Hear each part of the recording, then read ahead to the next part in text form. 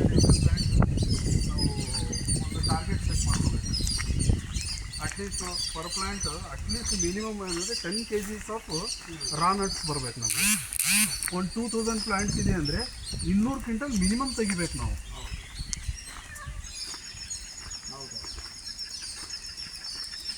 Each and every plant ಮೇಲೆ focus ಮಾಡ್ಬೇಕು sir ಅವಾಗ.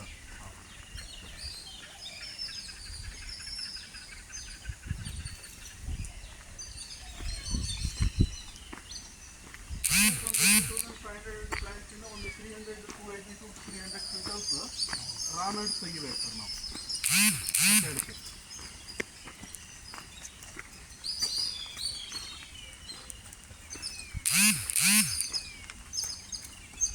ಅಂದರೆ ಲೇಬರು ಒಂದು ಅಂದರೆ ದಿನಕ್ಕೆ ಎಷ್ಟು ಗಿಡ ಹಾಕ್ಬೋದು?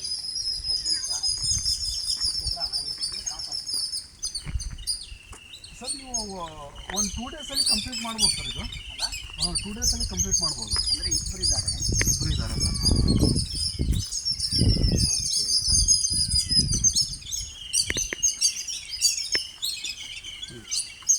ಇಲ್ಲಿ ಸ್ವಲ್ಪ ಜಾಸ್ತಿ ಇದೆ ಈ ಭಾಗದಲ್ಲಿ.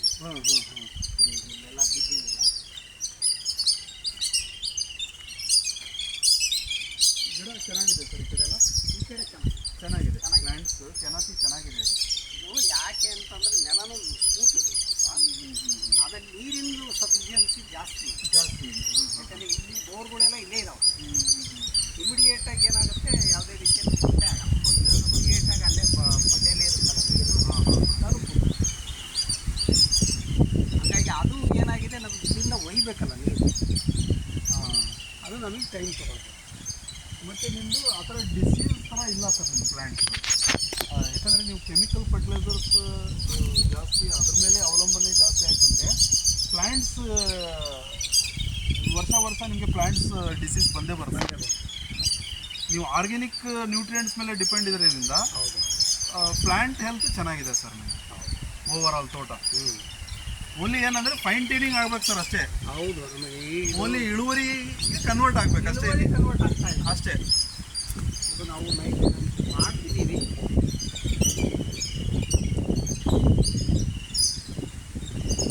ಈಗ ಫ್ಯೂಚರಲ್ಲಿ ಒಂದು 4-5 ಮಂತ್ಸ್ ಒಳಗೆ ನಮ್ಮದು ಸರಿ ಒಂದಕ್ಕೊಂದು ಟಚ್ ಆಗ್ಬೇಕು ಸರ್. ಆ ಥರ ನಮ್ಮದು ಟಾರ್ಗೆಟ್ ಇರಬೇಕು ಸರ್. ಈಗ ನೋಡಿ, ಈ ಗಿಡ ಇಲ್ಲಿ ಪಕ್ಕಕ್ಕೆ ಅದು ಬಂದಿಲ್ಲ ನೋಡಿ, ಇಳುವರಿ ಇಲ್ಲ. ಅದು ಇಂಬ್ಯಾಲೆನ್ಸ್ ಆಗಿದೆ ಸರ್. ಹಿಂದಿನ ಗಿಡನೂ ಇಲ್ಲ. ಆ ಥರ ಕೆಲವು ಗಿಡಗಳು ಗಿಡ ಇದ್ದಾವೆ, ಇಳುವರಿ ಆ ಥರ. ಅದು ಸಹ ಕನ್ವರ್ಷನ್ ಆಗ್ಬೇಕು ಸರ್. ಇಳುವರಿಗೆ ಕನ್ವರ್ಷನ್ ಆಗಬೇಕು. ಅದಕ್ಕೆ ಯಾಕಂದ್ರೆ ಈಗ ಅದಕ್ಕೆ ಏನು ಅದರಲ್ಲಿ ಏನು ಡೆಫಿಷಿಯನ್ಸಿ ಇದೆಯಲ್ಲ ಸರ್, ಅದು ನಾವು ಫುಲ್ಫಿಲ್ ಮಾಡಿದರೆ 100% ಆಗುತ್ತೆ ಸರ್. ಅದು ಆ ಥರದವು ಸುಮಾರು ಹೆಚ್ಚು ಕಡಿಮೆ ಒಂದು 100-200 ಗಿಡ ನಮ್ಮಲ್ಲಿ ಇದ್ದಾವೆ. ಸುಮ್ಮನೆ ಇದ್ದಾವೆ. ಅಂದರೆ ಯೂನಿಫಾರ್ಮಿಟಿ, ಇಳುವರಿ ಯೂನಿಫಾರ್ಮಿಟಿ ಇರಬೇಕು ಸರ್. ಅಟ್ಲೀಸ್ಟ್ ಒಂದು 100ರಲ್ಲಿ ಒಂದು 90% ಗಿಡ ಆದರೂ ನಮ್ಗೆ ಈಲ್ಡಿಂಗ್ ಬರಬೇಕು. ಹೌದು, 70 ಗಿಡ ನಮ್ಮ ದೊಡ್ಡ ಗಿಡ ಇದ್ದಾವೆ, ತೆಂಗಿನ ಗಿಡ. ಇದು ಒಂದು 100 ಇವಿದಾವೆ ಸಣ್ಣ ಗಿಡ. ಅವಕ್ಕೊಂದಷ್ಟು ಆ್ಯಡ್ ಮಾಡ್ಬೋದು. 70 ಪ್ಲ್ಯಾಂಟ್ಸು ಬಂದಿದೆ. ಇಲ್ಲಿದ್ದಾವೆ. ಅದಕ್ಕೆ ಒಂದು 3 ಕ್ವಿಂಟಲ್ ಗೊಬ್ಬರ ಬೇಕು ಸರ್. ಅದಕ್ಕೆ ಒಂದು 3 ಕ್ವಿಂಟಲ್ ಗೊಬ್ಬರ ಬೇಕು. ಇದಕ್ಕೆ 100 ಪ್ಲ್ಯಾಂಟ್ಸ್ ಇದೆಯಲ್ಲ ಸರ್, ಇದು 100 × 200 kg ಅಂದರೆ ಒಂದು 2 ಕ್ವಿಂಟಲ್ ಸರ್. ಟೋಟಲ್ ಒಂದು 5 ಕ್ವಿಂಟಲ್ ಗೊಬ್ಬರ ಆದರೆ ಸಾಕು ಸರ್. ಅದಕ್ಕೆ ಅಂದರೆ ಆ್ಯಡಪ್ ಮಾಡ್ಬೇಕು. ಹೌದು. ಈಗ ನೀವು ಈ ಫರ್ಟಿಲೈಸರ್ ಅಪ್ಲೈ ಮಾಡಿದ್ರಾದ್ರೆ ನೀವು ಬೇವಿನ ಹಿಂಡಿ, ಹೊಂಗೆ ಹಿಂಡಿ ಯಾವುದು ಅಪ್ಲೈ ಮಾಡೋದು ಬೇಕಾಗಿಲ್ಲ ಸರ್. ನ್ಯಾಚುರಲಿ ಈ ಫರ್ಟಿಲೈಸರ್ ಯಾವುದೋ ಒಂದು ಡಾಕ್ಟರ್ ಸಾಯಿಲ್ ಅದೆಲ್ಲ ಬರ್ತದಲ್ಲ. ಬರುತ್ತೆ ಸರ್. ಅದು ಟೆಕ್ನಾಲಜಿ ಏನಂದರೆ ಅಪ್ಗ್ರೇಡೆಡ್ ಟೆಕ್ನಾಲಜಿ ಇದೆ ಸರ್ ಇದು. ಅಂದರೆ ಇದಕ್ಕೆ ಏನು ಪ್ಲ್ಯಾಂಟ್ಸಿಗೆ ಏನು ನೆಸೆಸರಿ ನ್ಯೂಟ್ರಿಯೆಂಟ್ಸ್ ಬೇಕಲ್ಲ, 17-18 ಟೈಪ್ಸ್ ಆಫ್ ನ್ಯೂಟ್ರಿಯೆಂಟ್ಸ್ ಬೇಕು. ಕಂಪ್ಲೀಟ್ಲಿ ಇದರಲ್ಲಿ ಬ್ಲೆಂಡ್ ಮಾಡಿದ್ದಾರೆ. 4 to 5 ನ್ಯೂಟ್ರಿಯೆಂಟ್ಸ್ ಬ್ಲೆಂಡ್ ಮಾಡೋಕ್ಕೂ 17-18 ಟೈಪ್ಸ್ ಆಫ್ ನ್ಯೂಟ್ರಿಯೆಂಟ್ಸ್ ಬ್ಲೆಂಡ್ ಮಾಡೋಕ್ಕೂ ಇಳುವರಿಲಿ ನಿಮಗೆ ಓವರಾಲ್ ಇಳುವರಿಲಿ ನಿಮಗೆ ವ್ಯತ್ಯಾಸ ಬರುತ್ತೆ ಸರ್. ಇದು ಆ ಥರ ಸರ್. ಇಲ್ಲಿ ನೋಡಿ, ಕೆಲವು ಪ್ಲ್ಯಾಂಟ್ಗಳಲ್ಲಿ ಭಾಳ ಬಿದ್ದಿದೆ.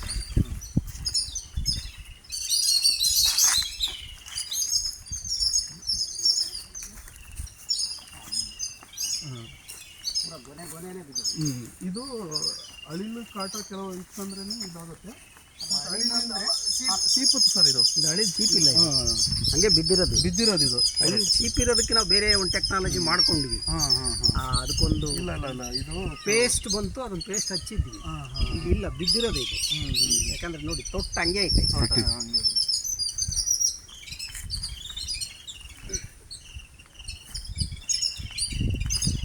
ಈ ಕಡೆ ಇಲ್ಲಿ ಸ್ವಲ್ಪ ಹಾಂ ಇದು ಜಾಸ್ತಿ. ಅದನ್ನು ಕವರ್ ಆಗತ್ತೀನಿ ಸರ್, ಅದು ನಾವು ಇವಾಗ ಮಾಡ್ತೀವಲ್ಲ. ಆಗುತ್ತೆ ಅದರಲ್ಲಿ.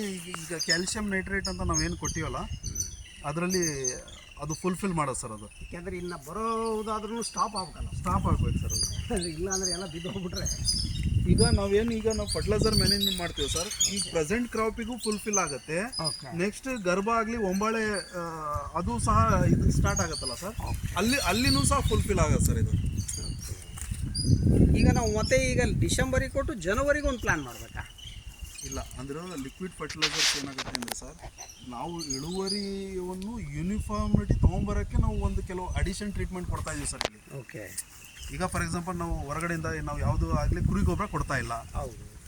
ಅಲ್ಲಿ ಇರ್ತಕ್ಕಂಥ ಕೆಲವು ನ್ಯೂಟ್ರಿಯೆಂಟ್ಸನ್ನು ಇದರಲ್ಲಿ ಫುಲ್ಫಿಲ್ ಮಾಡ್ತಾ ಇದ್ದೀವಿ ಸರ್. ಅಲ್ಲಲ್ಲ, ಈಗ ನಾನೇನು ಹೇಳಿದೆ, ಹಾಂ ಸರ್.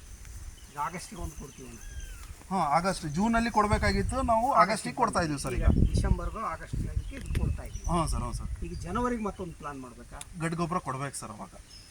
ಯಾಕಂದರೆ ನಾವು ಕುರಿ ಗೊಬ್ಬರ ಯಾವುದೂ ಅಪ್ಲೈ ಮಾಡ್ತಾ ಇಲ್ಲ ಸರ್. ಮತ್ತೆ ಏಪ್ರಿಲಿಗೆ ಹೋಗ್ಬೇಕು. ಮೇ ಮಂತಲ್ಲಿ sir, May month. May June sir. ಅವಾಗ ಮೇ ಕೊಟ್ಟು ನೆಕ್ಸ್ಟ್ ಯಾವಾಗ ಕೊಡ್ತೀರಾ? ಮತ್ತೆ ಡಿಸೆಂಬರ್. ಅಕ್ಟೋಬರ್, ನವಂಬರ್ ಮತ್ತು ಡಿಸೆಂಬರ್ ಸರ್. ಅದಾದರೆ ಮತ್ತೆ ಜೂನಿಗೆ. ಅವಾಗ ಜನವರಿ ಬರಲ್ಲ, ಬರೋಂಗಿಲ್ಲ ಸರ್ ಅವಾಗ. ಅದೇ ಈ ಸರಿ ಜಾಸ್ತಿ. ಇವಾಗ ನೀವು ಮಿಡ್ ಆಫ್ ದ ಕ್ರಾಪ್ ಇದ್ದೀರಾ, ಹಂಗಾಗಿ ಇದು ವೇರಿಯೇಷನ್ ಬರ್ತಾ ಇದೆ. ಹಂಗಾಗಿ ಸ್ವಲ್ಪ, ಯಾಕಂದ್ರೆ ಈ ಸರಿ ಕುರಿ ಗೊಬ್ಬರ ಆಗಲಿ ನಾವು ಕೆಲವು ನ್ಯೂಟ್ರಿಯೆಂಟ್ಸ್ ಐತಲ್ಲ ಇದರಲ್ಲಿ ನಾವು ಬ್ಯಾಲೆನ್ಸ್ ಮಾಡ್ತಾ ಇದ್ದೀವಿ ಸರ್. ಅದು ಈಗ ಸಾಯಿಲ್ ಕಂಡೀಷನಿಂಗ್ ಆಗಬೇಕು, ಸಾಯಿಲಲ್ಲಿ ರೈಟ್ ಎನ್ವೈರ್ಮೆಂಟ್ ಕ್ರಿಯೇಟ್ ಆಗಬೇಕು, ಅದ್ರ ಜೊತೆಗೆ ಫರ್ಟಿಲೈಸರ್ ಮ್ಯಾನೇಜ್ಮೆಂಟ್ ಆಗಬೇಕು. ಇದು ಕಂಪ್ಲೀಟ್ ಓವರ್ ಆಲ್ ನಾವು ಕವರ್ ಮಾಡ್ತಾ ಇದ್ದೀವಿ ಸರ್. ರೈಟ್ ಎನ್ವೈರ್ಮೆಂಟ್ ನಾವು ಕ್ರಿಯೇಟ್ ಮಾಡಿಲ್ಲ ಅಂದರೆ ನ್ಯೂಟ್ರಿಯೆಂಟ್ ಅವೈಲೇಬಲ್ ಆಗಲ್ಲ, ಅಪ್ಟೇಕ್ ಆಗಲ್ಲ. ನಾವು ಮೇ ಬಿ 100 ಗ್ರಾಮ್ ಫರ್ಟಿಲೈಸರ್ ಕೊಡ್ತಾ ಇದ್ದೀವಿ ಅಂದರೆ ಒಂದು 30% ಅಷ್ಟೇ ಅಬ್ಸಾರ್ಬ್ ಆಗುತ್ತೆ. Remaining 60 to 70% nutrients. ತಾವು ಹೇಳೋದು ಈಗ ಜನವರಿ ಕೊಟ್ಟರೆ ಮತ್ತೆ ಅಕ್ಟೋಬರ್ಗೆ ನಾವು ಕುರಿ ಗೊಬ್ಬರ ಜೊತೆಗೆ ಒಂದು ಕೊಡಬೇಕು. ಹೌದು ಸರ್, ಹೌದು ಸರ್. ಆಮೇಲೆ ಡಿಸೆಂಬರಿಗೆ ಕೊಟ್ಟರೆ ಮತ್ತೆ ಏಪ್ರಿಲ್ ಸರ್. ಅವಾಗ ನಾವು ಲಿಕ್ವಿಡ್ ಫರ್ಟಿಲೈಸರ್ಸನ್ನು ನಾವು ಅವಾಯ್ಡ್ ಮಾಡ್ತೀವಿ ಸರ್ ಅವಾಗ. ಅಲ್ಲ? ಹೌದು ಸರ್. 2 ಟ್ರೀಟ್ಮೆಂಟ್ ಅಷ್ಟೇ ಕೊಡ್ತೀವಿ ಸರ್ ಅವಾಗ. ಈಗ ಫಸ್ಟ್ ಇಯರ್ ನಾವು ಟ್ರೀಟ್ಮೆಂಟ್ ಐತಲ್ಲ ಸರ್, 3 ಟ್ರೀಟ್ಮೆಂಟ್ ಕವರ್ ಮಾಡ್ತಾ ಇದ್ವಿ. ನೆಕ್ಸ್ಟ್ ಇಯರಲ್ಲಿ ನಾವು 2 ಟ್ರೀಟ್ಮೆಂಟಿಗೆ ಬರ್ತೀವಿ ಸರ್. ಆ ಥರ ಅಲ್ಲ, ಅದೊಂದು ಯಾವುದೋ ಇನ್ನೊಂದು ಬೇರೆ ಹೇಳಿದ್ರಲ್ಲ ಸಮ್ಮರಲ್ಲಿ ಸ್ಪ್ರೇ ಮ್ಯಾನೇಜ್ಮೆಂಟ್ ಸರ್. ಅದು ಡಿಸೀಸ್ ಇದ್ದರೆ ಅಂದರೆ ಟೆಂಪ್ರೇಚರ್, ಈಗ ಫಾರ್ ಎಕ್ಸಾಂಪಲ್ ಈ ಟೆಂಪ್ರೇಚರ್ ಮೇ ಬಿ 40-41 ರೀಚ್ ಆದ್ವಿ ಅಂದರೆ ಕೆಲವು ಟೈಮಲ್ಲಿ ಸ್ಪ್ರೇ ರಿಕ್ವೈರ್ಮೆಂಟ್ ಇರುತ್ತೆ sir. Depending upon the nature sir ಅದು. ಯಾಕಂದರೆ ಇದು ಈ ಎಸ್ಪೆಷಲಿ ಈ ಅಡಿಕೆ ಏನಂದರೆ ಸರ್, ಒರಿಜಿನ್ ಇಟ್ಸ್ ಮಲ್ನಾಡ್. ಅಂದರೆ it is highly sensitive to temperature, high temperature. ಇಲ್ಲಿ 40 ನಾವು ಅದಕ್ಕೆ ಅಡ್ವಾನ್ಸ್ ಆಗಿ ಅದಕ್ಕೆ ನಾವು ಸ್ಟ್ರೆಸ್ ಮ್ಯಾನೇಜ್ಮೆಂಟ್ ಮಾಡಿಲ್ಲ ಅಂದರೆ ನಾವು ಎಲ್ಲನೂ ಮ್ಯಾನೇಜ್ಮೆಂಟ್ ಮಾಡ್ತೀವಿ ಸರ್. ಅಲ್ಲಿ ಸ್ಟ್ರೆಸ್ ಮ್ಯಾನೇಜ್ಮೆಂಟ್ ಮಾಡಿಲ್ಲ ಅಂದರೆ ನಾವು ಫೇಲ್ ಆಗಿಬಿಡ್ತೀವಿ ಇಳುವರಿಯಲ್ಲಿ. ಈಗ ಇರ್ಫಾನ್ ಅವರೇ ನಾವು ಅರ್ಲಿ ಕೊಟ್ಟಿದ್ವಲ್ಲ, ಅದರಿಂದ ನಮ್ಗೆ ಏನಾದ್ರು ಅನುಕೂಲ ಆಗಿದೆಯಾ? ಹ್ಞೂ ಸರ್, ಅವಾಗ ಕೊಟ್ಟಿದ್ದು ನಾವು ಸಮ್ಮರ್ ಸ್ಪ್ರೇ ಮ್ಯಾನೇಜ್ಮೆಂಟ್ ಎಲ್ಲ ಮಾಡಿ. ಇಲ್ಲ ಬರೀ ಇದು ಕೊಟ್ಟಿದ್ದು ನಾವು ಲಿಕ್ವಿಡ್. ಸ್ಟ್ರೆಸ್ ಮ್ಯಾನೇಜ್ಮೆಂಟ್ ಎಲ್ಲ ಮಾಡಿಲ್ವಲ್ಲ? ಹ್ಞೂ, ಆವಾಗ ಫೆಬ್ರವರಿಯಲ್ಲಿ ಸಾಯಿಲ್ ಅಪ್ಲಿಕೇಶನ್ ಮಾಡಿದ್ರಲ್ಲ ಸರ್. ಹ್ಞೂ, ಸಾಯಿಲ್ ಅಪ್ಲಿಕೇಶನ್ನೇ ಮಾಡಿದ್ದು. ಪ್ಲಸ್ ಸ್ಟ್ರೆಸ್ ಔಟ್ ಕೊಟ್ಟವಲ್ಲ, ಅದರೊಳಗೇನೆ ಮತ್ತೆ ಅದೇ ಸಾಯಿಲ್ ಅಪ್ಲಿಕೇಶನಿಂದನೇ ಮಾಡಿದ್ದು ಸ್ಟ್ರೆಸ್ ಔಟಿಂದ.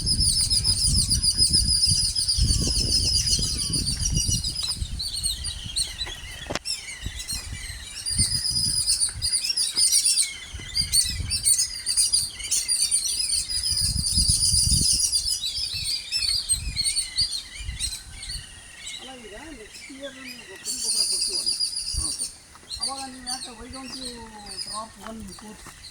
ನೀವು ಡ್ರಾಪ್ ಮಾಡ್ಬೋದಲ್ಲ? ಅಲ್ಲ, ಒಂದು ಲಿಕ್ವಿಡ್ ಡ್ರಾಪ್ ಮಾಡ್ತಾ ಇದೀವಲ್ಲ ಸರ್ ಅವಾಗ. ಲಿಕ್ವಿಡ್ ಮಾತ್ರ ಡ್ರಾಪ್ ಮಾಡಿ. ಹೌದು ಹೌದು ಹೌದು. ಯಾಕಂದ್ರೆ ಈಗ ಹಾರ್ಡ್ ಮಿಲ್ಕ್ ನಾವು ಕೊಟ್ಟಾಗ ಲಿಕ್ವಿಡ್ ಬೇಕಾಗುತ್ತೇನೋ ಅಂತ ನಾನು ಹೇಳೋದು. ಏಪ್ರಿಲ್ಗೆ ನೀವು ಹಾರ್ಡ್ ಕೊಟ್ಟಿರ್ತೀರ, ಅಕ್ಟೋಬರ್ಗೆ ನಾವು ಕುರಿ ಗೊಬ್ಬರ ಕೊಡ್ತೀವಲ್ಲ, ಕೊಟ್ಟಮೇಲೆ ಮತ್ತೆ ಡಿಸೆಂಬರ್ಗೆ ಲಿಕ್ವಿಡ್ ಬೇಡ ಅಂತ ನೀವು ಹೇಳೋದು. ಅಂದರೆ ನಾವು ಕುರಿ ಗೊಬ್ಬರ ಕುರಿ ಗೊಬ್ಬರ ನಾವೇನು ಕೊಡ್ತೀವಲ್ಲ ಸರ್ ಆ ಟೈಮಲ್ಲಿ ನಾವು ಫರ್ಟಿಲೈಸರ್ ಹಾಕಿ ನಾವು ಇದು ಮಾಡಿಬಿಡ್ತೀವಿ ಅವಾಗ. ಫರ್ಟಿಲೈಸರ್ ನೀವು ಮಿಕ್ಸ್ ಮಾಡಿ ನಿಮ್ದು ಕೊಟ್ಬಿಡ್ತೀರಾ? ಹೌದು ಹೌದು ಹೌದು. ಅಂದರೆ ಆ ಪ್ರಮಾಣ ಅಷ್ಟೇ ಇರುತ್ತಾ ಕಡಿಮೆ ಆಗುತ್ತೆ? ಕಡಿಮೆ ಆಗುತ್ತೆ ಸರ್ ಅವಾಗ. ಈ ಪ್ರಮಾಣ ಇರಲ್ಲ? ಇರಂಗಿಲ್ಲ ಸರ್. ಇದರ ಎಷ್ಟು ಪರ್ಸೆಂಟ್ ಇರುತ್ತೆ? ಮೇ ಬಿ ಒಂದು 70% ಇರುತ್ತೆ ಸರ್. 30% ಕಡಿಮೆ ಮಾಡ್ತೀವಿ ಸರ್ ಅವಾಗ.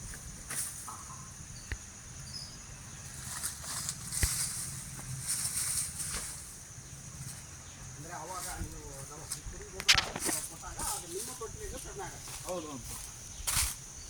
ಬಟ್ ಅವಾಗ ಲಿಕ್ವಿಡ್ ಅವಾಯ್ಡ್ ಆಗುತ್ತಾ? ಲಿಕ್ವಿಡ್ ಅವಾಗ ಆ್ಯಡ್ ಆಗುತ್ತೆ. ಸ್ಪ್ರೇ ಮಾಡ್ಬೇಕು ಸರ್ ಅವಾಗ. ಸ್ಪ್ರೇಯಲ್ಲಿ ಕವರ್ ಮಾಡ್ತೀವಿ ಸರ್ ಅವಾಗ. ಸ್ಪ್ರೇ ಅಂದರೆ ಹಿಂಗೆ ಇದು ಏರಿಯಲ್ ಸ್ಪ್ರೇ ಸರ್ ಪ್ಲ್ಯಾಂಟಿಗೆ. ಅದು ಸ್ಪ್ರೇ ಎಕ್ವಿಪ್ಮೆಂಟ್ ಹೆಂಗಿದೆ ಇದ್ದಾವ?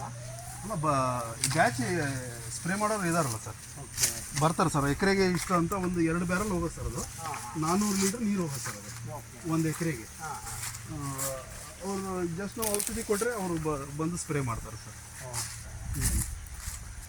ಅವ್ರು ಹೆಂಗಿದೆ ಲೇಬರ್ ಕಾಸ್ಟ್ ಇದೆ ಅಂತ? ಲೇಬರ್ ಅದೇ ಸರ್, ಒಂದು ಬ್ಯಾರಲ್ಲಿಗೆ 350 ರುಪೀಸ್ ತೊಗೊತಾರೆ ಸರ್ ಅವರು.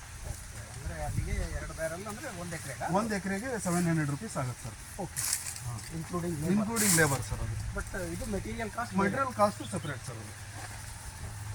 ಅವರೇ ನಿಮ್ಮಲ್ಲೇ ಎಲ್ಲ ಇದ್ದಾರಾ? ಹಾಂ ಇದ್ದಾರೆ ಸರ್. ಅದು ಬ್ಯಾಚ್ ಇದ್ದಾರೆ ಸರ್, ಅದು ಬಂದು ಮಾಡ್ತಾರೆ.